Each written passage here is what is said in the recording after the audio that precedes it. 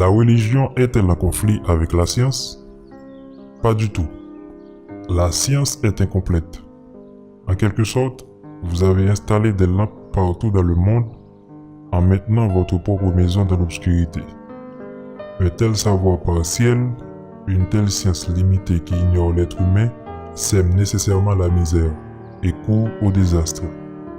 Pour que la vie fleurisse dans la paix, le contentement, la plénitude, il ne suffit pas de sonder la matière. Si les objets assurent effectivement une certaine prospérité et procurent sans aucun doute quelque agrément, jamais ils n'apportent l'épanouissement. Ils font de vous des propriétaires et des intellectuels, mais non des éveillés. Or, si vous ne savez pas qui vous êtes, les biens extérieurs deviendront tôt ou tard une corde au bout de laquelle vous balancerez comme un pendu. Ne connaître que le monde est insuffisant, et cette imperfection est un puits sans fond de maléfices et de souffrances. La science confère du pouvoir. Dominer est son objectif.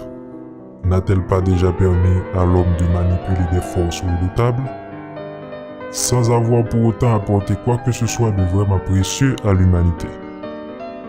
L'homme est certes puissant, mais il est aussi angoissé, désemparé devant la maladie et la mort. Car la paix ne vient pas de la domination de la matière, mais de l'accès au divin, à la religion authentique. La puissance sans la paix du cœur est suicidaire, autodestructrice.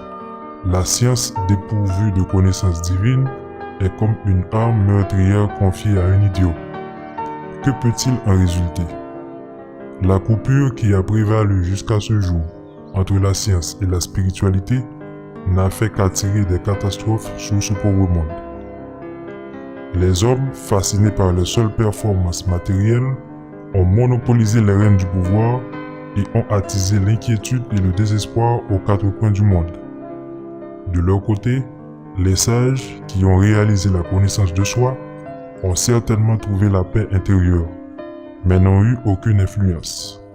Leur sadhana a donc, elle aussi, été incomplète. À aucun moment la quête de la vérité n'a été parfaite. Il faut que la puissance et la paix aillent de pair et soient totales. L'homme a besoin d'une vaste synthèse, d'une fusion entre la science et la spiritualité. De là peut surgir un individu réellement humain, une culture digne de ce nom, un peuple intérieurement riche et extérieurement efficace. L'individu n'est ni un corps ni une âme, il est les deux. Il est vain de favoriser un seul aspect. L'échec restera certain.